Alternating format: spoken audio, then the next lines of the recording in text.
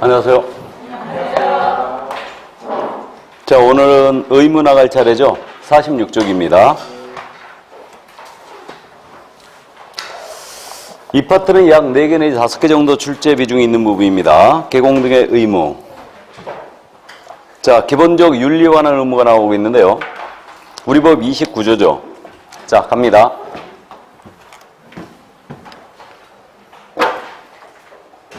기본적 윤리에 관한 의무.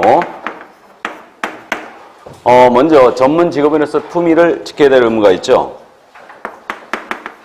마이크 들리죠? 네. 마이크가 나오는 건가 이거? 이거 건드렸나? 아직 안 좋았어요? 어제 우유 안 돼서 그냥 있어요.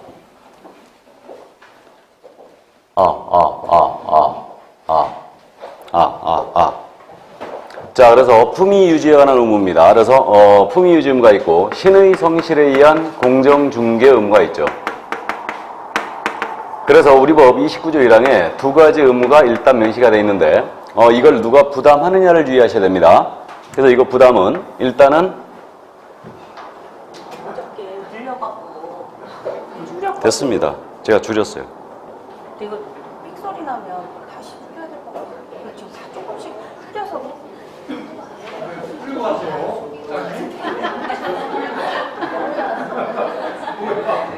어차피 방송사고 났습니다. 자, 이 품위 유지 의무를 누가 부담하느냐 이걸 주의하시는데 당연히 개공은 부담하는 의무가 맞죠? 그래서 개공사는 부담해야 되고 소속 공인인계사도 부담하는 의무예요. 그러나 중개보조원은 이걸 부담하지 않죠. 그래서 보조원에게는 이 의무가 없습니다. 그래서 우리 개공과 소공은 전문 직업인으로서의 품위를 지키고 신의 성실로서 공정하게 중개활동을 해줘야 돼요. 그리고 우리 법에도 명문의 규정으로 신의 성실 의무가 있다는 얘기예요. 민법에서 공부했죠. 그래서 상대방의 신뢰를 저버리지 말아라 이런 뜻입니다. 그래서 이 신의 성실은 사법관계 전반을 지배하는 대원칙이기 때문에 개업공사의 가장 기본적이고 본래적인 의무를 골라라. 그러면 이렇게 신의 성실에 의한 공정중개 의무를 들 수 있습니다. 그 공동중개가 굉장히 많아졌는데요. 공동중개의 경우 신의 성실이 나타난 모습입니다. 갑의 개업공사는 A였고요. 을의 개업공사는 B였어요. 둘이 협력을 하여 계약을 성사시켰습니다. 요 A는 갑에 대하여 당연히 신의 성실 의무가 있죠. 중개계약 당사자니까. 자, 근데 을에 대하여 신의 성실 의무가 없느냐? 이 문제예요. 있다, 없다? 있다라는 게 우리 판례입니다. 또 B도 갑의 을에 대하여 당연히 신의 성실 의무가 있고요. B도 갑에 대하여 신의 성실 의무가 있죠. 그래서 공동중개했다가 을이 손해입었을 때 A가 위탁관계가 없음에도 손해배상 책임지는 근거가 뭐냐? 이 점에 대하여 우리 대법원은 신의 성실을 위반했기 때문에 손해배상 의무가 있다라는 게 판례였죠. 그래서 이 정도 이해하시고, 자, 그 다음에 이제 그저 명문의 규정은 없지만 개업공사에게 선량한 관리자의 주의 의무라는 게 인정되고 있습니다. 그럼 선량한 관리자의 주의 의무를 줄여서 선관주의 의무라고 부르고 있죠. 그래서 이게 선관주의 의무입니다. 그래서 앞에서 선관주의란 것은 통상의 주의력이다. 이 정도만 이해하고 넘어가자 그랬습니다. 그래서 선관주의 개념은 그거예요. 구체적인 상황에서 자기가 속한 그룹에 보통 평균인들이 지니는 주의력. 이것이 바로 선관주의입니다. 자, 근데 이 선관주의, 이것이 인정된 근거가 뭐냐? 이거는 명문의 규정이 있는 게 아니고 판례와 학설에 의해 인정하는 의무예요. 지금 명문의 규정이 있는 거 아닙니다. 이거는. 그러면 요거 선관주의가 인정된 근거가요. 우리 민법상 중개계약은 뭐와 유사하다고요? 위임과 유사하다. 그래서 요 위임이라는 것은 타인에게 사무 처리 맡기는 계약입니다. 그래서 중개계약이 위임과 유사하다는 게 우리 판례의 태도죠. 그럼 위임은 요거 위임에 있어서 타인의 사무를 처리하는 자가 있습니다. 이 자가 누구예요? 수임인. 수임인이 있고 중개계약에 있어서는 개업공사가 있죠. 그래서 개업공사가 수임인의 지위와 유사하더라 이거예요. 그러니까 이 수임인은 선량한 관리의 주의를 가지고 사무를 처리할 의무가 있다는 거죠. 민법상. 그래서 개공한테도 이 의무가 인정이 된다는 게 판례의 논리예요. 그래서 부동산 중개계약은 민법상 위임계약과 유사하기 때문에 수임이 지는 선관주 의무를 개공 역시도 진다라는 겁니다. 그러면 이 선관주의 정도가 어디까지냐 이 문제인데 이건 이제 소유자 확인 방법에 있어서 여러분들이 선관주 이해하고 있으면 됩니다. 그래서 갑이란 자가 개업공사 A에게 이거 내 아파트인데 팔아달라고 중개 의뢰하는 거예요. 그럼 A는 이자가 진정한 소유자인지를 확인해 줘야 되죠. 그럼 소유자 확인 방법에 있어서 일단은 등기부와 주민증만으로 확인합니다. 이건 선관주의를 다 한 것이다, 못한 것이다? 못한 거다. 그래서 이건 기본이고 최소한이라는 게 우리 판례입니다. 그래서 이거는 선관주의를 다 한 것이 아니고요. 개공사는 전문 직업이기 때문에 이 자가 알지 못하는 자였습니다. 그러면 권리자라면 누구나 갖고 있는 증서가 있다고 그랬죠? 등기, 권리증을 확인해야 될 것이고 나아가서 인감증명서나 탐문 등을 통하여 더 조사할 필요가 있다는 얘기죠. 그래서 만약에 권리증 확인 안 하는 바람에 사기를 당했습니다. 그러면 개공에게 과실이 인정되는 거죠. 그래서 결국 선관주의 의무 위반은 개공에게 과실로 연결이 되는 겁니다. 그래서 이걸 다 하지 못하면 과실이 있는 거고 이로 말미암아 의뢰인이 손해봤다. 그럼 손해배상 책임과 연결이 되는 거죠. 이게. 자, 그래서 여기까지 이제 확인하라는 게 우리 판례에 터다니까 이게 바로 선관주의 정도예요. 그래서 통상의 주의력이라고 하기에는 상당히 높은 주의력이라는 이걸 알 수 있어요. 그래서 그 정도 감 잡아두시고요. 자, 그 다음에 이제 업무상 알게 된 비밀을 누설하지 않아야 될 의무가 있죠. 비밀 준수 의무가 있습니다. 그래서 전문 직업인들은 대다수 비밀 준수 의무가 있는데 우리도 그게 있어요. 근데요, 중개보조는 전문 직업인은 안 보고 있죠. 그러니까 품위 유지 의무가 없는 건데 근데 요거 비밀 준수의 적용 대상은 일단은 개공 등이라는 거죠. 그래서 개공사 등은 이번 및 다른 법률에 특별한 규정이 있는 경우를 제외하고는 업무상 알게 된 비밀을 누설해서 안 됩니다. 그래서 요 비밀 준수가 개공 등, 즉 중개업 종사하는 자 전체에 적용되고 있어요. 보조원도 업무상 알게 된 비밀을 누설하면 안 됩니다. 그럼 이때 요 비밀 준수는 반드시 지켜야 되는 의무가 아니라는 거죠. 이번 및 다른 법률에 특별한 규정이 있는 경우는 제외한대요. 그럼 우리 법상 고지할 의무와 비밀을 지킬 의무가 충돌했습니다. 뭐가 문제다? 고지 의무가 먼저죠. 또 그저 형사 절차나 민사 절차상 증인으로 개공 등이 출석했습니다. 그러면 비밀을 지킬 의무가 없죠. 나아가서 세법상 세무조사를 당하는 거예요. 그럼 이때도 역시 비밀을 지킬 의무가 없죠. 그래서 반드시 지켜야 되는 의무는 아니라는 점. 그 다음 이제 이 비밀 준수는 언제까지 지켜야 되는 의무냐면요. 이거는 준수 기한에 관한 문제인데 업무를 떠난 후까지도 지키라고 그랬죠. 그래서 중개업을 폐업하든 소공이 직을 사임하든 보조원이 직을 사임하든 관계없어요. 그래서 업무를 떠난 후까지 지켜주라고 그랬습니다. 이건 그럼 죽을 때까지 지켜야 되는 의무네요. 그래서 그 말씀하시기를 좋아하는 우리 개공등은 되도록이면 의뢰인의 비밀을 안 알도록 했어야 된다고 그랬죠. 예, 그래서 말씀하시고 싶어서 병나십니다. 자, 그 다음에 이것을 위반했을 때 제재가 어떻게 되느냐. 이걸 주의하는데 비밀 누설죄에 걸렸잖아요. 그러면 여기에 걸리게 되면 이제 요 1년 이하의 적부는 1,000만 원의 벌금에 처하게 됩니다. 근데 이것은 피해자의 명시한 의사에 반하여 처벌할 수 없는 범죄죠. 반의사 불벌죄로 합니다. 이거 생각보다 잘 물어보죠. 반의사 불벌죄. 그래서 피해자의 명시한 의사에 반하여 처벌할 수 없는 범죄예요. 이게 반의사 불벌죄라는 뜻인데 피해자가 처벌을 원치 않습니다. 불처벌의 의사표시라는 거예요. 그러면 비밀누설죄로 처벌할 수 없게 돼요. 형법상에 이런 범죄가 폭행이 있다고 그랬죠. 그래서 이 정도 감 잡아두시고요. 그럼 비밀누설당한 피해자가 가만히 있었거든요. 처벌돼야 안 돼요? 처벌되는 겁니다. 명시로 처벌을 원치 않는다라고 했을 때만 처벌 못하는 거예요. 이것을 반의사 불벌죄로 한다. 자, 그러면 이 정도 이해해 두시고 거기 지금 46쪽에 판례가 나와 있지 않습니까? 다 소개했어요. 그래서 1번 판례는 개공사와 중개의뢰인의 법률 관계는 민법상 위임과 유사하므로 선관주의 의무가 있다는 게 판례에 논리했죠. 다음 2번 판례는 알지 못하는 자인 경우는 선관주의라는 게 등기 권리증까지도 조사 확인하여 볼 의무가 있다. 그렇게 보고 있고요. 다음에 이제 3번 판례는 참고하십니다. 개공사가 합리적인 선택을 할 수 있도록 미리 알려줘야 하는 사항이 있었어요. 이걸 알리지 않은 경우에도 선관주의 의무 위반으로 본다는 얘기입니다. 다음에 4번 판례는 이것도 소개했죠. 그 직접적인 위탁 관계가 없다 하더라도 이거 신의 성실의 원칙상 일반적 주의 의무를 부담한다는 얘기죠. 예, 그래서 권리의 진위에 대해서 신의 성실 의무를 부담한다. 그 정도 감 잡아두시고요. 자, 그러면 기본적 윤리화하는 의무를 다 봤습니다. 넘어가죠. 확인 설명 의무예요. 자, 그럼 이제 핵심 중개행위로 들어왔습니다. 우리 법 25조죠. 자, 그래서 그 동그라미 쳐진 부분 1번, 동그라미 1번을 보겠습니다. 48쪽에 지금 확인 설명 의무. 개공사는 중개를 의뢰받은 경우는 중개가 완성되기 전에 법령이 정하는 사항을 확인하여 이를 당해 중개사무에 관한 권리를 취득하고자 하는 중개 의뢰인에게 성실 정확하게 설명하고 토의장, 부동산 종합증명서, 등기상 증명서 등 설명 근거 자료를 제시해야 한다. 그거 왜 밑줄 쳐져 있는지 아시겠죠? 그 부분을 바꾸는 걸 조심하라는 얘기예요. 자, 그러면 핵심 중개행위 중에 첫 번째 확인 설명 의무가 나왔는데 뭐 이건 쉽게 여러분들이 그냥 이해합니다. 이 토지를 갑과 을이 거래하셔요. 이 거래를 A가 소개하시는 겁니다. 자, 확인 설명 의무예요. 개업공인중개사는 중개 의뢰받았어요. 그럼 중개가 완성되기 전입니다. 완성되기 전에 토지에 대한 정보를 확인하는 거예요. 확인하여 이를 취득하고자 하는 중개 의뢰인입니다. 이자에게 성실 정확하게 설명을 하고 엔드예요. 하고 그 설명의 근거 자료를 제시해야 한다 그랬어요. 이게 확인 설명 의무였어요. 그래서 이게 밑줄이 쭉쭉 그려져 있는 거 요거 바꾸는 걸 조심하라는 얘기예요. 그럼 확인 설명 의무의 주체는 개공이라는 얘기죠. 근데 우리는 소속 공인중개사도 확인 설명할 수 있다는 거 알고 있죠. 중개 보전할 수 없습니다. 그럼 의무의 주체는 개공입니다.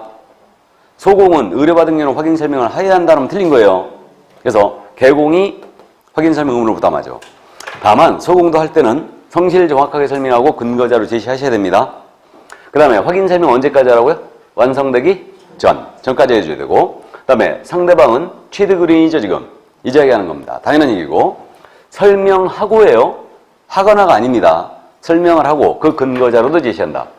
그러면 이 근거자료라는 게 토지에 관련된 각종 공부를 얘기하죠. 그래서 토지지장, 지적도, 임야도, 토지이용계 확인서, 부동산 종합증명서, 등기상 증명서 등을 제시하라는 얘기예요. 그럼 이거 제시까지만 하라고 그랬지 교부할 의무는 있어요, 없어요? 없다. 그래서 언능 보여주고 집어넣으면 된다고 그랬죠. 그러니까 이제 요걸 가지고 장난을 요즘은 안 치는데 이걸 가지고 장난치면 엄청 여러분들이 낭패를 봅니다. 예를 들어서 개업공사는 중개가 완성된 때에는 성실 정확하게 설명하고 근거자료 제시한다. 왜 X? X죠. 완성되기 전. 또 개업공사는 중개가 완성되기 전에 거래 당사 쌍방에게 성실 정확하게 설명하고 근거자료를 제시한다. 틀렸죠? 취득 의뢰인이요. 또 개업공사는 중개가 의뢰받은 경우는 중개 완성 전에 취득 의뢰인에게 설명을 하거나 근거자료를 제시해야 한다. X죠? 하고예요. 그래서 이런 부분들을 이제 바꿔내는 걸 조심하시기 바랍니다. 일단 요즘은 근데 그나마 장난 안 쳐요. 자, 그럼 이제 어떤 사항을 확인 설명해야 되는가? 바로 이 문제가 있는데요. 이 확인 설명 사항은 50쪽에 나와 있죠. 50쪽으로 먼저 봅니다. 그래서 50쪽에 확인 설명 사항입니다. 동그라미 1번. 중개사물의 종류, 소재지, 지목, 면적, 용도, 구조 및 건축 연도 등 당해 중개사물의 기본적인 사항 설명해야 되죠. 기의 동그라미 맞아요? 기. 밑에 물론 안개표가 표시가 되어 있는데 기.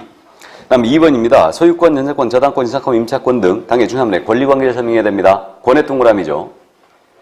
다음에 거래 예정 금액, 거의 동그라미고, 중개 보수 및 실배 금액과 산출내역이에요. 보수할 때 수의 동그라미죠. 다음 토지 이용계, 공법상 거래 규제 및 이용 제한에 관한 사항을 설명해야 돼요. 그래서 공의 동그라미고요. 다음에 수도, 전기, 가스, 소방, 열 공급, 승강기 설비 및 배수 등 시설물의 상태 설명해야 돼요. 시의 동그라미죠. 다음에 7번 벽면 도배 상태 설명해야 돼요. 이때 면의 동그라미고, 다음에 일조, 소음, 진동 등의 환경 조건 설명해야 됩니다. 환의 동그라미죠. 다음 9번입니다.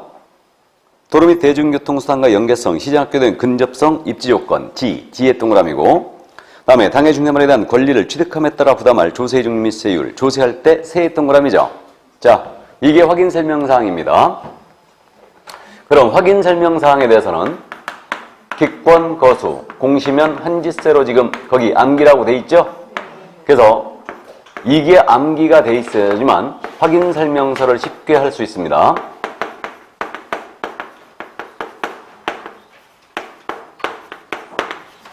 그래서 기권, 거수에서 끊고 환지세에서 공시면에서 끊고 환지세에서 끊습니다. 그래서 기권한 사람은 거수하여 공시하면 환지세를 면해주겠다 이 얘기예요. 기권, 거수, 공시면 환지세. 그럼 기억을 더듬어 봐야 되죠? 기가 뭐예요?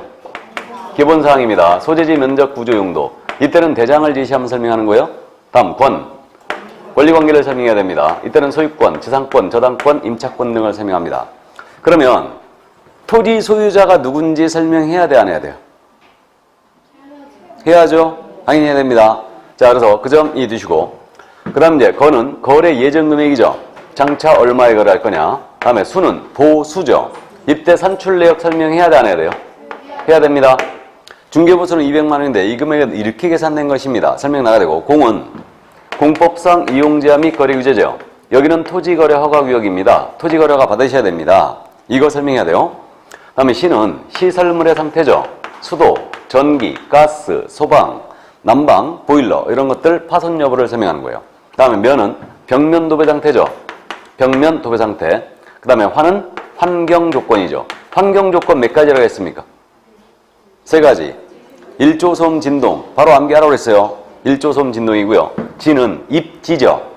입지는 이 물건이 위치하고 있는 지역에 대한 정황이다. 입지 조건 설명해야 되죠. 도로, 대중교통수단, 주차장, 교육시설, 판매시설, 의료시설이죠. 백화점, 종합병원, 얼마 떨어져 있는가 이거 설명해야 되고, 세는 세금이죠. 그럼 취득의뢰인한테 브리핑 나가니까요. 이거는 취득 관련 조세의 종류 및 세율이죠. 그럼 이전 관련 조세는 설명할 필요가 없어요. 그리고 정확한 세액을 산출할 설명할 필요는 없다는 점. 그래서 이거 확인 설명사항 10가지 암기를 해주시고요. 우리 판례는 말이에요. 이 확인 설명사항에는 들어있지 않지만 거래상 중요한 사항이라고 판단이 되면 선관주를 다하여 조사 확인을 명확히 한 다음에 의뢰인에게 정확히 고지하라는 겁니다. 그래서 만약에 여기 없는 사항일지라도 거래상 중요 사항이라면 정확히 조사해서 알려줘야 돼요. 그렇지 않다면 손해배상 책임으로 일단 또 연결됩니다. 그래서 이제 그 점 이해해 두시고요. 자, 그러면 우리가 이제 확인 설명사항을 다 봤는데 지난주에 전속계약을 공부했어요. 그럼 전속중개계약을 체결한 기업공사가 공개할 정보라는 게 있었죠. 그게 이제 공개할 정보는 일단은 전속업자가 공개할 정보예요. 일단 기본적인 사항은 특정하기 위해 필요한 사항으로 돼 있죠. 공개정보에서는.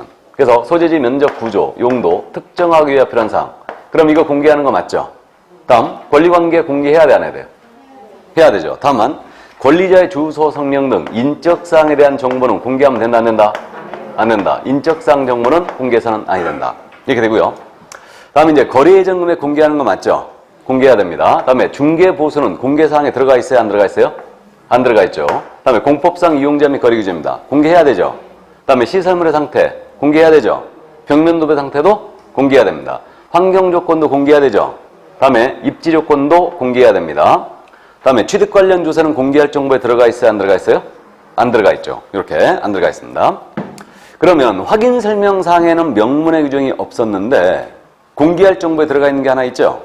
그게 뭐야? 공시지가. 공시지가는 공개하게 돼 있어요. 다만 임대차를 전속으로 의뢰받은 경우는 공시가를 공개하지 아니할 수 있다. 기억나십니까? 그러면 확인 설명사항과 공개할 정보가 차이가 있는 게 지금 몇 가지예요? 4가지. 인적상 차이가 있죠. 다음에 공시가 차이가 있죠. 다음에 수, 세.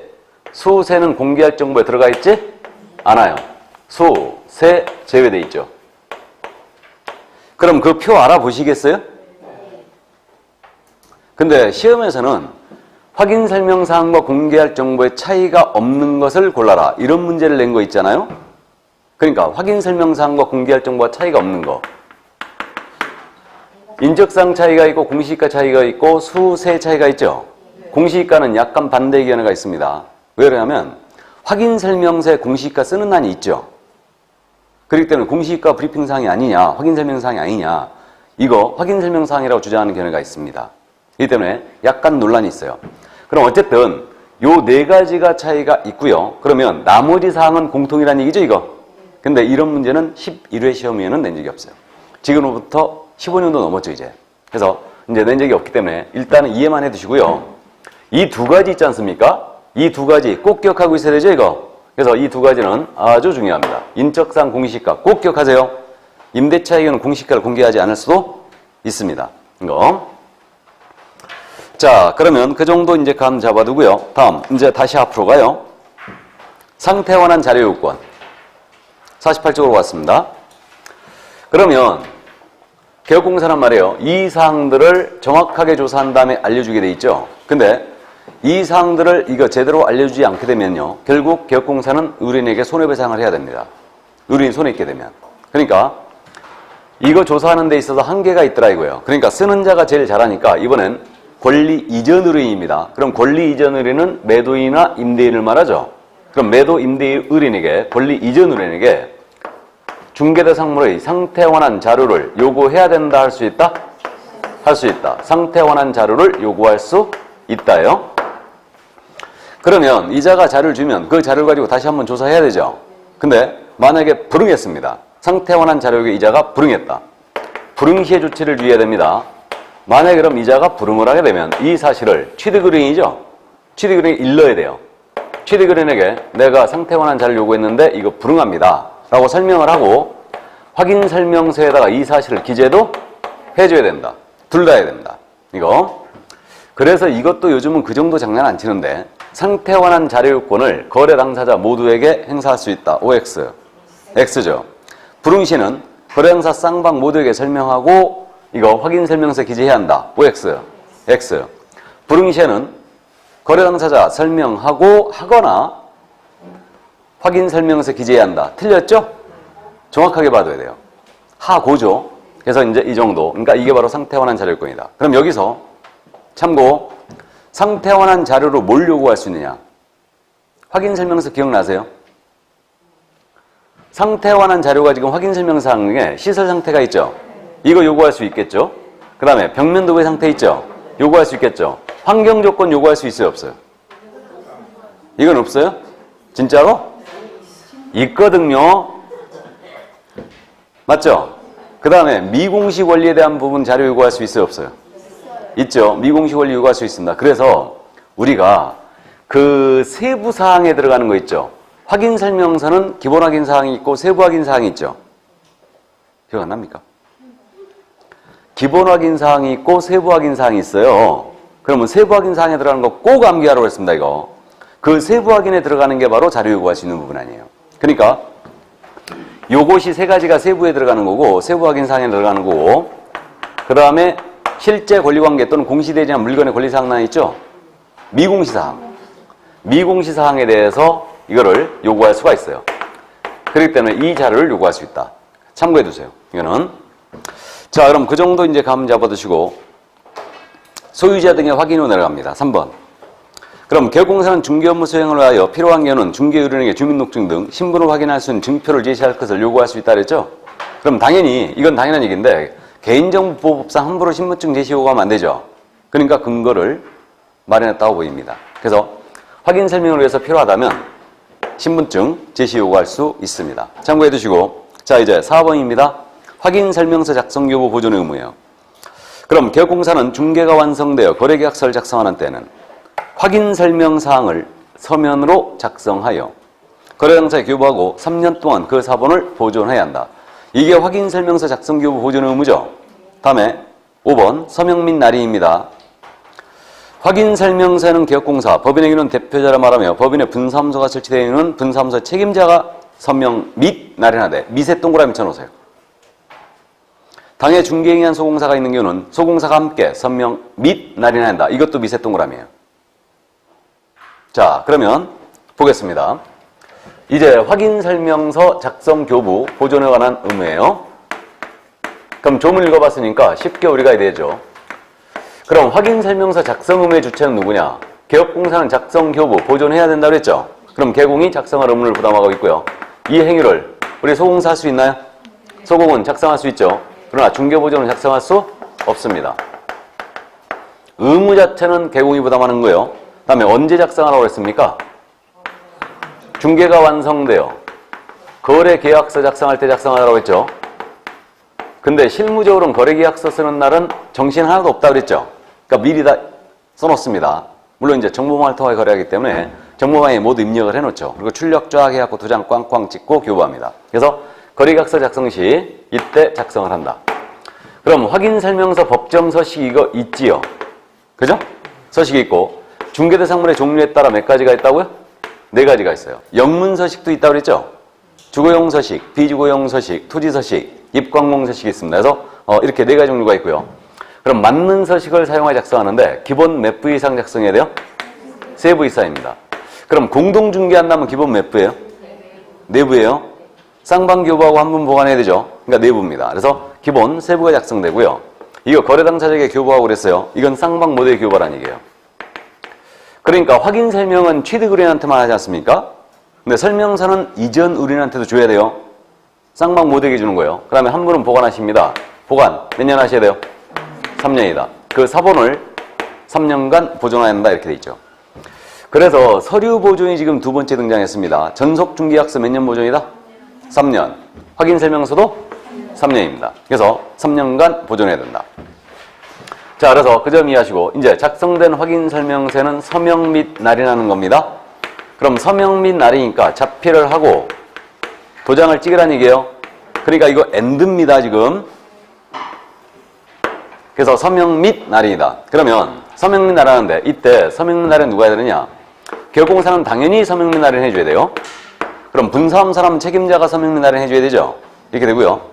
이때 여기에 더하여 중개 행위를 한 소공입니다. 중개 행위를 한 우리 소속 공인중개사는 함께 서명 및 날인을 해준다. 모든 소공이 서명 및 날하는 거 아니죠.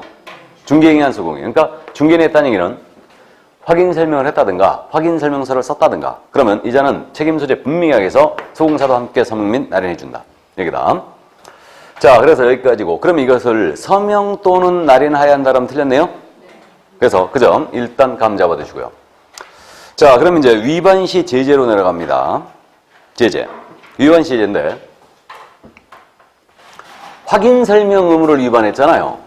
우리 개업공사가 성실 정확하게 확인 설명을 안 했다든가 설명하면서 설명 근거 자료를 제시하지 않았어요. 그러면 개업공사가 이 행위를 하게 되면 개공은 이거 500만 원 이하의 과태료예요. 500만 원 과태료입니다. 그런데 만약에 소속 공인중개사가 설명을 하면서 정확하게 설명하지 않았거나 근거 자료를 미제했어요. 소공은 자격 정지예요. 자, 그래서 이 부분을 주의를 합니다. 그래서 이게 원래 핵심 중개행위 위반은 업무정지였거든요. 성실 정확하게 설명하지 않거나 근거자를 미제시했다. 거래계약서 작성 교부 안 했다. 설명서 작성 교부 안 했다. 보존 안 했다. 전부 다 업무정지로 이해하고 있어야 돼요. 근데 이건 논란이 있었다고 그랬죠. 성실 정확하게 설명하지 않은 게 뭔데? 논란이 있었어요. 그래가지고 확인 설명을 정확하게 안 했다. 근거자를 미제시는 이것은 논란이 있었기 때문에 내린 거예요. 업무정지보다 한 단계 아래로. 그게 500만 원 과태료죠. 이게 내려놓은 거예요. 그러나 이제 소공은 여전히 자격정지입니다. 성실 정확하게 설명하지 않으면. 그 다음에 확인 설명서 있잖아요. 그럼 이 확인 설명서에 대하여 작성 교부를 안 했거나 그 다음에 이거 서명 및 날인을 안 했거나 보관을 안 했다. 그러면 이때는 이거 설명서에 대해서는 의무를 누가 부담한다? 개공이 부담하죠. 그럼 개공이 교부 안 했거나 보관 안 했거나 서명 및 날 안 하면 개공은 업무정지겠죠. 서류 관련 의무 위반 일단 업무정지예요. 작성 교부 안 했거나 보관 안 하면 업무정지고. 근데 소속 공인중개사가 만약에 중개기관에 대해 서명 및 날 안 했다. 소공은 뭐겠어요? 당연히 자격정지죠. 됐습니까? 여기까지. 이게 바로 확인 설명 의무였는데 이거 작년에 출제 안 됐거든요. 반드시 이해하고 있어야 됩니다. 자, 그래서 그 정도 감 잡아두시고 이제 51쪽의 판례를 보겠습니다.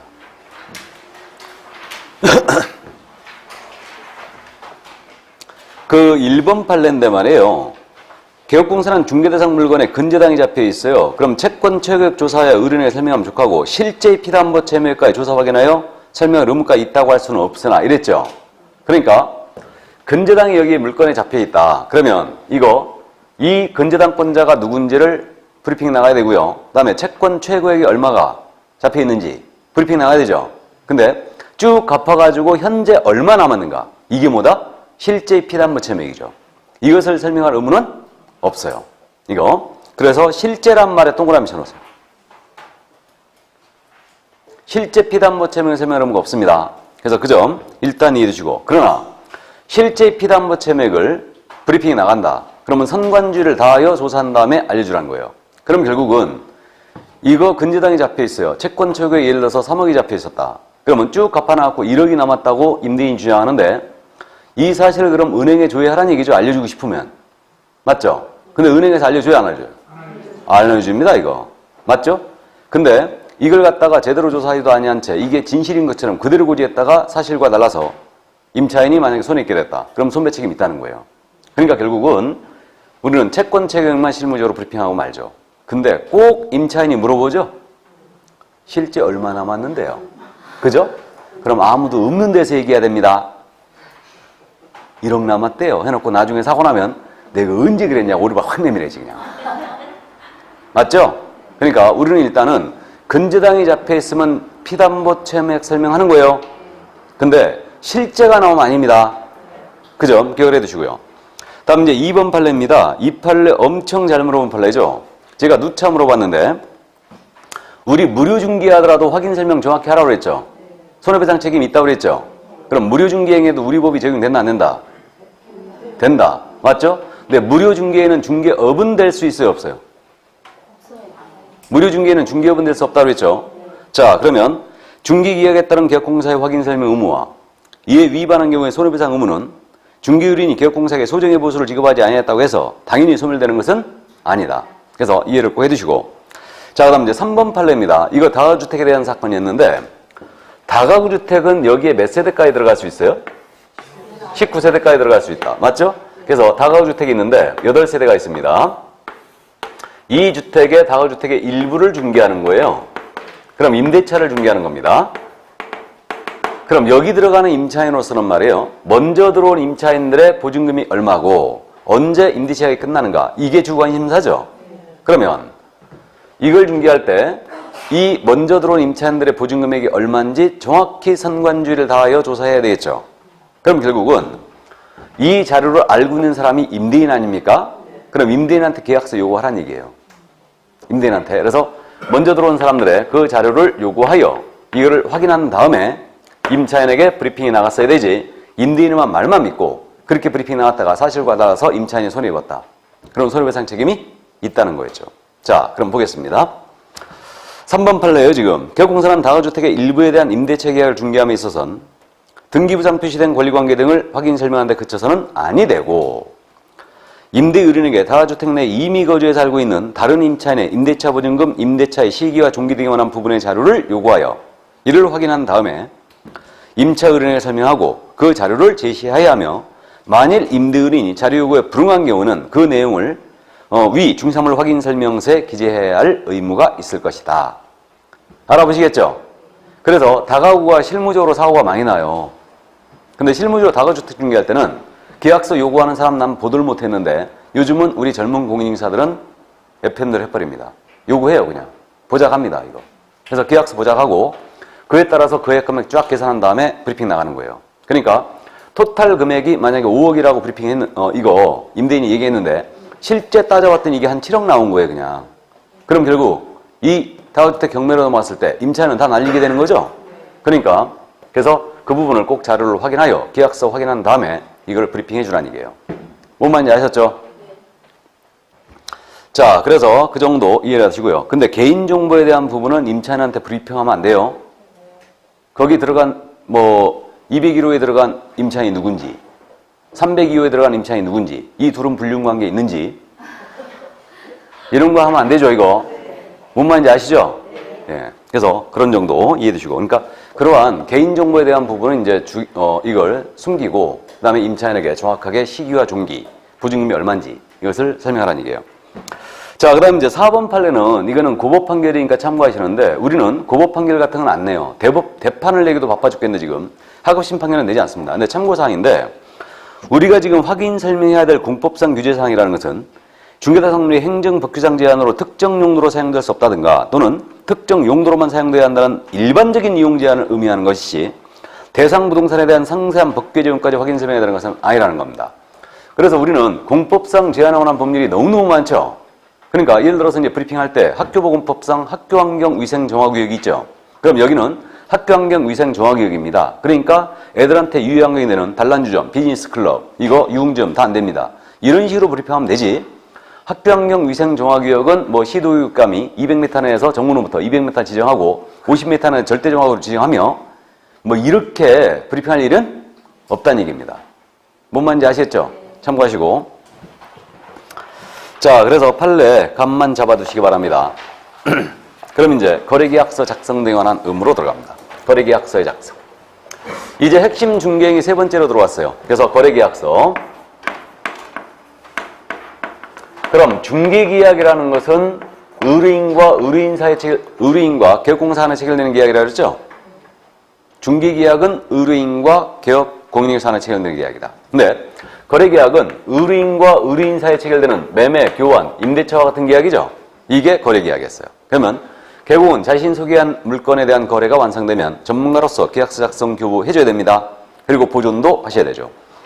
자, 그럼 이거 바로 들어갑니다. 뭐 쉽게 가니까. 그럼 거래계약서 작성 의무의 주체는 누구에게 있어요, 지금? 의무는? 개공에게 있다. 그럼 이거 작성을 우리 소공은 작성할 수 있는 거죠? 그러니까 소속공사는 작성할 수 있다. 중개보조는 작성할 수 없습니다. 그 다음 이제 이거 언제 작성하라고 그러냐? 그 시기는 중개가 완성됐을 때. 그럼 중개 완성시는 계약시라고요? 잠금시라고요? 계약시입니다. 그러니까 확인설명서 규정에서 명백합니다. 우리 법 25조 3항. 개업공사는 중개가 완성되어 거래계약서를 작성하는 때는 확인설명서를 작성하여 쌍방교부한 다음에 환불은 3년간 보관한다. 이렇게 돼 있죠. 그러니까 계약 체결시가 분명히 맞아요. 중개 완성시는. 그래서 이때 이제 작성을 하고요. 근데 실무적으로 미리 다 써놓는다고 그랬죠, 이거? 미리 써놓는다고 했습니다. 자, 그 다음에 이제 요거 거래계약서에 법정서식이 있느냐의 문제가 있죠. 법정서식이 있다, 없다? 없다. 거래계약서 법정서식 없다. 주의해야 됩니다, 이거. 왜 그러십니까? 거래계약서는 중요 문서인데 왜 법정서식이 없다겠어요, 이거? 너무나 많아서. 계약의 종류가 너무나 많아서. 맞죠? 법정서식이 없죠. 그래서 실무적으로는 우리 한국공사협회에서 인터넷을 통해 다운로드 해주고 있다고 그랬죠? 이걸 다 쓰고 있다고 그랬어요. 그래서 거래계약서는 법정서식이 없어요. 그래서 그 점 이해해 두시고, 다만 국토교통부 장관입니다. 이자는 거래계약서에 표준이 되는 서식을 정하여 그 사용을 권장할 수 있다. 그거하고 헷갈리셨구나. 우리 주택임대차 표준계약서 상가건물 임대차 표준계약서 있죠? 그거 있어요. 근데 우리 법에 있는 게 아니에요, 그거는. 그거는 주임법 상임법에 있는 거예요. 우리는 거래계약서 법정서식이 없습니다. 권리금 표준계약서도 있죠? 그건 상임법에 있는 내용이에요. 우리 공사법에는 표준계약서 없어요. 없습니다. 뭔 말인지 아시죠? 그래서 국토부 장관은 표준서식을 정하여 사용을 권장할 수 있다. 이 규정만 갖고 있죠. 그래서 국장 주의하시고 이거 협회로 바꿔낸다든가 이런 거 주의하시고 권장해야 된다 아니에요? 할 수 있다고. 그럼 이 표준서식이 지금 현재 정해져 있지 않다는 얘기죠. 그 얘기입니다. 자, 그러면 표준서식은 없지만 반드시 작성을 할 때 문서로 작성해야 됩니다. 맞죠? 이때 거래계약서 문서로 작성할 때 개공이 작성하는 거래계약서는 필수기재 사항이 들어가 있어야 되죠. 이게 거래계약서의 필요적 사항이고 이건 엄청 잘못 씁니다. 자, 그럼 거래계약서 필수기재 사항 색깔 칠해진 부분에 있네요. 일단 거래 당사자 인적사항 들어가야 되죠. 인의 동그라미인가요, 그럼? 다음에 물건의 표시, 표의 동그라미죠. 그 다음 계약일, 일의 동그라미죠. 일. 그 다음에 거래금액, 계약 금액 및 그 지급일자 등 지급에 관한 사항. 거래금액 할 때 금자의 동그라미죠. 그 다음에 인도일시, 물건에 인도일시 들어가야 돼요. 도의 동그라미고. 권리 이전의 내용 들어가 있어야 돼요. 권의 동그라미죠. 권. 그 다음에 계약의 조건기한이면 조건기한 들어가 있어야 됩니다. 그래서 조의 동그라미. 조. 그 다음에 중개사물 확인설명서 교부일자 들어가 있어야 돼요. 확의 동그라미고. 그 밖에 약정사항이 있으면 약정 내용 들어가 있어야 돼요. 약의 동그라미죠. 그래서 이게 바로 이제 거래계약서 필요한 9가지. 거래계약은 누구랑 해야 된다? 인표랑 해야 된다. 그렇게 계약합니다. 거래계약은 인표랑 한다. 인표는 일금도죠. 일금도에서 끊고 한푼도 곤조가 있다고 그랬죠. 곤조가 있어서 확약서를 바꿔주더라. 이렇게 기억합니다. 인표는 일금도 곤조 확약으로 기억합니다. 자, 그럼 기억을 또 더듬어 봐야 되죠. 인이 뭐예요? 거래 당사자 인적사항. 당연한 얘기죠. 그래서 매도 매수인의 성명, 주민등록번호, 그 다음에 주소가 들어가야 되죠. 다음에 표, 물건의 표시 들어가야 됩니다. 소재지, 면적, 구조, 용도 이런 것들. 그 다음에 일, 계약, 일자 들어가 있어야 되죠. 당연한 얘기고 금이 뭐예요? 금액이죠. 이 금액 주의하라고 그랬죠. 우리 과목에서 금액 가지고 장난치면요. 여러분들 생각보다 많이 속아요. 이건 거래 금액이죠. 나머지는 다 예정 금액이에요. 확인 설명해야 될 금액, 예정 금액. 전속업자가 공개할 정보도 예정 금액. 일반 중개계약서에 쓰는 금액도 예정 금액. 확인 설명서에 쓰는 금액도 예정 금액. 그래서 이건 거래 금액이다. 명심해 주시고. 돈은 뭐예요? 물건의 인도일시. 인도일시. 물건 인도일시가 꼭 들어가 있어야 됩니다. 왜 그러느냐? 인도 시점을 기준으로 제세, 공과금 다 정리한다고 그랬죠? 그러니까 계약서 인도이시 꼭 들어가야 돼요. 근데 인도이시는 통상 잔금 지급과 같죠? 잔금 지급일과 동시 이제 그렇게 합니다. 그다음에 권이 뭐예요? 권리. 이전의 내용. 권리 관계로 이해하면 안 돼요. 정확하게 이해하세요. 권리 이전의 내용. 어떤 권리 이전할 거냐? 이건 계약서 제목의 주로 표시돼 버리죠. 그럼 매매 계약서라면 뭐 소유권 넘어가는 거죠. 그래서 이제 권리 이전의 내용 들어가 있어야 되고 조건, 기한. 요건 상대적 필수기재 사항이죠. 있으면 기재하는 거예요. 조건, 기한. 그다음에 확은 뭐예요? 확인 설명서, 교부일자죠. 그다음에 그 밖에 약정 내용. 확인 설명서 하도 안 줘버릇하니까 확인 설명서 언제 줬는가? 이거 기재하게 돼 있어요. 그럼 이 확인 설명서 교부일자는 계약일자와 거의 일치할 겁니다. 맞죠? 그렇게 됩니다. 그래서 일단 이렇게 되고. 그래서 여기서 이제 주 타겟이 인적사항, 물건의 표시, 계약일자, 거래금액 알아보거든요. 금액은 속지 말아야 되고. 나머지 이제 타겟이 인도이시 들어가는 건 기억해야 돼요. 인도이시 들어가고요. 그 다음에 권리 이전의 내용 있죠. 기억해야 되고. 확인 설명서 교부일자 들어가야 되죠. 기억해야 됩니다. 그러면 거래계약서의 중개 보수는 필수 기재사항 아니네요. 공법상 이용자 및 거래규제도 필수 기사항이 아니네요. 그 다음에 취득 관련 조세에 관한 사항도 필수 기사항이 아니죠. 한눈에 딱 알아봐야 돼요. 거기 손가락질 하고 있죠 지금? 그래서 그 점 일단 감 잡아두시고 거래계약서 필요적 기사항 꼭 기억하고 있어야 됩니다.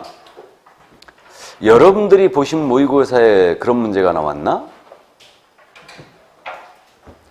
다음 중 개업공사가 작성하는 거래계약서 필수 기재사항이 아닌 것이 무엇이냐? 1번 권리 이전의 내용, 2번 물건의 인도일시, 3번 확인설명서 교부일자, 4번 계약일자, 5번 개업공인교사의 인적사항. 네? 5번? 5번? 일단 여러분들은 5번 치셔야 돼. 정답 5번 치는데 이거 정답 없음이에요. 네?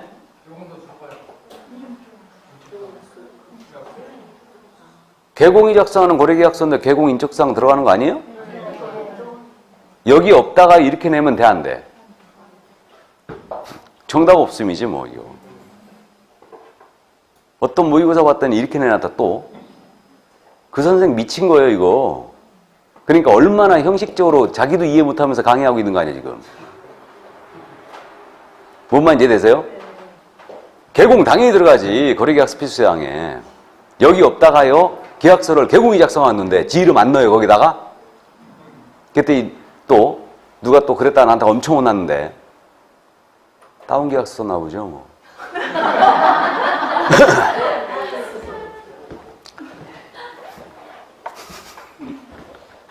자, 그래서 어쨌든 이거 엄청 잘 물어보니까 기억해 주시고요. 자, 그 다음에 이제 거래계약서 쓸 때 거래금액 등을 거짓 기재하면 안 되죠. 다운계약서, 업계약서, 이중계약서 다 금지죠. 서로 다른 이 이상의 계약서 쓰는 것도 안 되죠. 당연히 금지고. 다음. 그럼 이거 거래계약서 쓸 때 일단 몇 부 이상 작성합니까? 기본? 역시 3부 이상을 작성하고. 이거 쌍방교부죠. 이것도 거래당사자 교부입니다. 그 다음에 한 분은 보관하십니다. 몇 년이다 이거는? 5년이다. 거래계약서는 5년을 보존한다. 이제 서류보존 3가지 다 나왔죠. 3, 4, 5. 전속중개계약서 몇 년? 3년. 거래계약서? 확인설명서 3년. 거래계약서는 5년. 돈이 왔다리 갔다리 했으므로 5년 보존합니다. 그래서 5년간 그 사본을 보존해야 한다. 이렇게 돼 있죠. 그 다음에 이제 작성된 거래계약서는 서명 및 날인을 해줘야 되죠. 그래서 서명 및 날인. 이것도 서명 및 날인이다. 그래서 미세 동그라미 쳐놔야 되죠. 이게. 그래서 서명 및 날인이고 여기는 누가 하느냐? 개공이 당연히 서명 및 날인해야 돼요. 분삼소람 책임자가 하는 겁니다. 그 다음에 여기에 나와요. 중개 행위를 한 우리 소공입니다. 함께 서명 및 날인을 해주셔야 되죠. 이게. 그래서 이것도 서명 및 날인이다. 그래서 우리 과목에서 서명도 하고 날인도 할 서류 2가지 다 나왔죠. 그죠? 확인설명서와 거래계약서뿐이에요. 나머지는 다 서명 또는 날인입니다. 또 우리 소속공인중개사 있죠? 중개행위한 소속공사가 서명 및 날인할 서류도 2가지뿐이다. 확인설명서와 거래계약서뿐이에요. 나머지 서류에는 소공은 서명 날인 의무가 없습니다. 자, 그래서 그 점 일단 또 감을 잡아두시고. 자, 그러면 이제 거래계약서 관련해서 위반시 제재를 또 따져야 되죠. 위반시 제재. 자, 이거 거래계약도 지금 핵심 중개행위잖아요. 그럼 개공이 거래계약 관련 사항을 위반하면 일단 뭐로 기억하자? 업무정지예요. 그죠? 그러니까 확인설명 작성, 계약서 작성은 일단은 업무정지로 기억하라고 그랬는데 확인설명은 논란이 있었기 때문에 500과로 내려놨다고 그랬어요.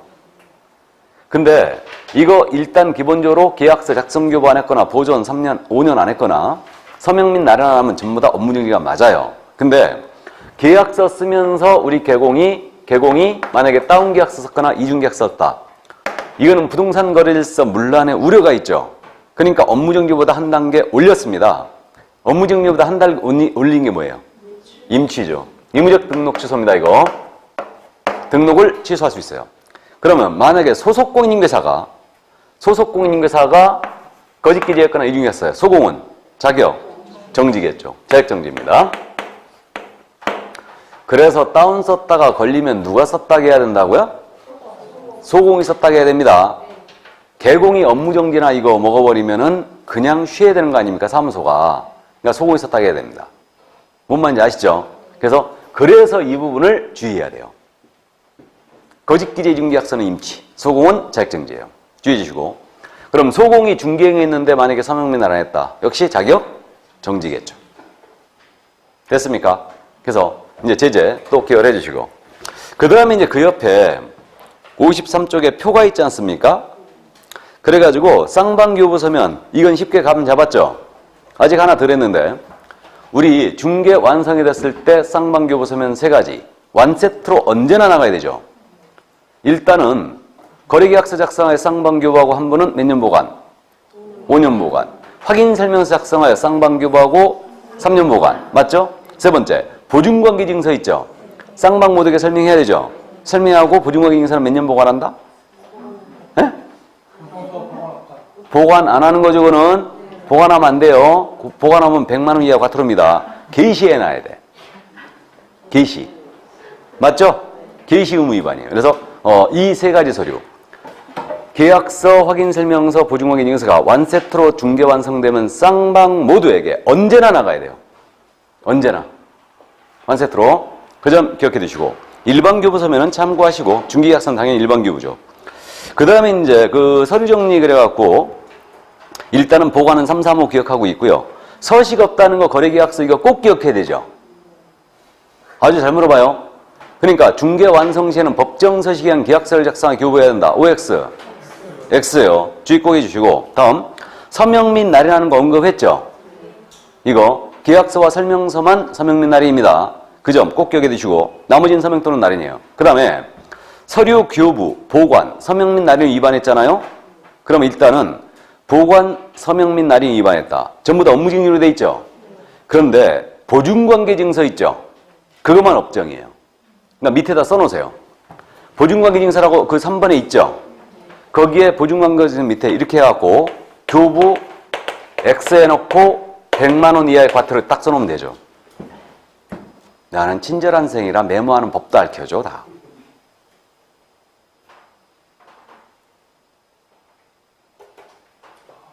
됐습니까? 자, 그래서 그 정도 이제 감만 잡아두시고요. 이게 바로 이제 거래계약서 관련 사항이었습니다. 그러면 그냥 깔끔하게 좀 쉬었다 할까요? 네, 쉬었다 하죠, 뭐.